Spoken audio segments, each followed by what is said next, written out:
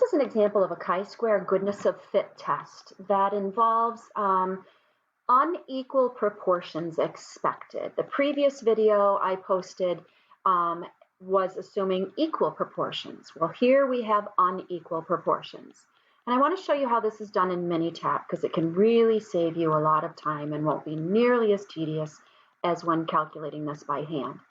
So a certain type of flower seed will produce magenta, chartreuse, and I think that's ochre flowers in a ratio of 6 to 3 to 1.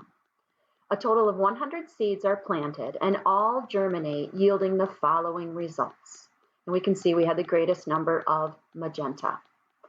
If the null hypothesis of 6 to 3 to 1 is true, what is the expected number of magenta flowers? So when you add up the numbers in that given ratio, 6 plus 3 plus 1, they add up to 10.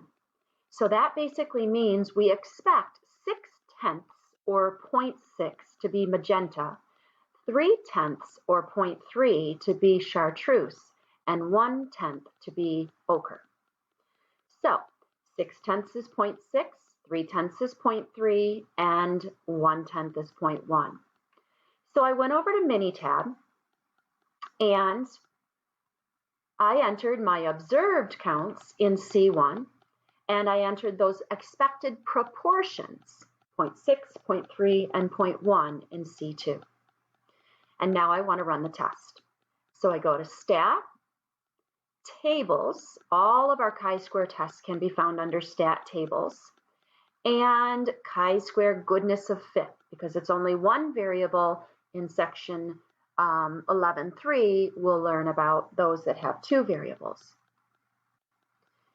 And as always, we have to click in the box first. So I want to bring over my observed count. So I click in that box and double click on my observed column. Now then I move down to this test option. This is not equal proportions like in the last example. It's specific proportions based upon historical counts. So what I can do is I can click on proportions specific by historical counts, click in the box thereafter, and double click on where I entered those proportions. Please note I entered the proportions, not the expected counts. So those have to be numbers between 0 and 1. So I'll double click on that and then just click OK.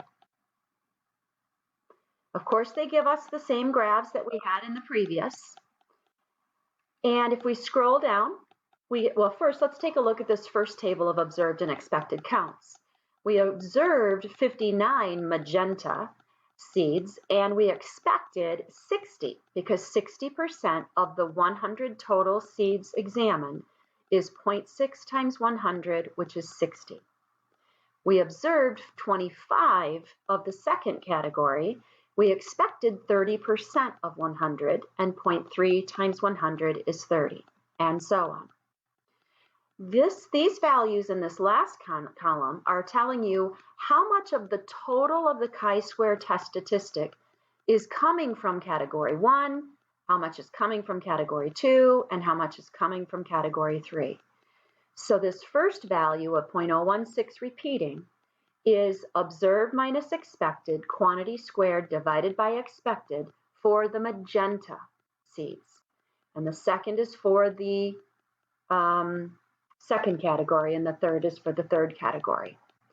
So you can see that the color of seed that contributed the most to the chi-square statistic, because these just get added up to get the total chi-square test statistic, the color that contributed the most was the ochre. It was the observed numbers were most different from what we expected for that color.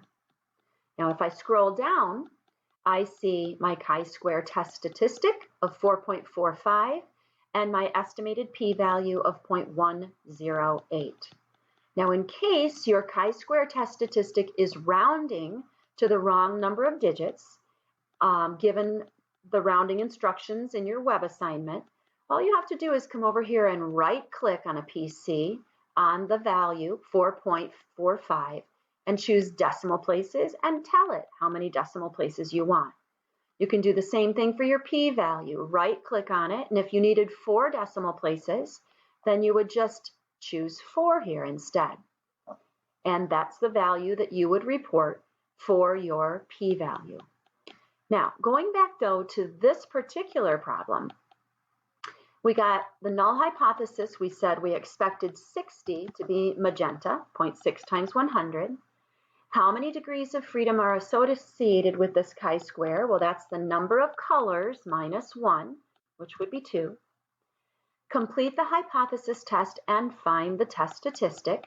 That is the value we obtained in our Minitab output, which was 4.45.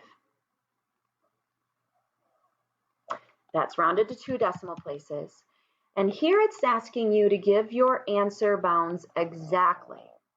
Well, whenever it says give your p-value with answer bounds, that's basically saying we want you to use the table of critical values. Now we can see though that our p-value is 0.1081. Remember that. If I go to my table of critical values and look up 2 degrees of freedom and try to find my chi-square test statistic of 4.45. 2 degrees of freedom, 4.45 lies between 0.211 and 4.605. And you can see at these column headings that that must be a p-value between 0.900 and 0.100. Well, our p-value, that's quite a large range, but our p-value is between 0.100 and 0.900. So it's just a little bit above 0.100, but it is between those two values.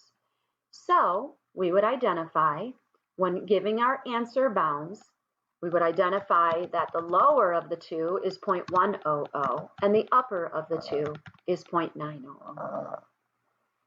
And obviously with an alpha level or significance level of 0.10, that's not less than alpha, 0.1081. So when p is not low, we do not reject the HO. So we fail to reject the null, which means it's either going to be option 3 or 4. When we fail to reject the null, we do not have significant evidence of the alternative being true, which is that there's a difference in the expected proportions. When p is low, we do reject the HO and do have evidence of the HA.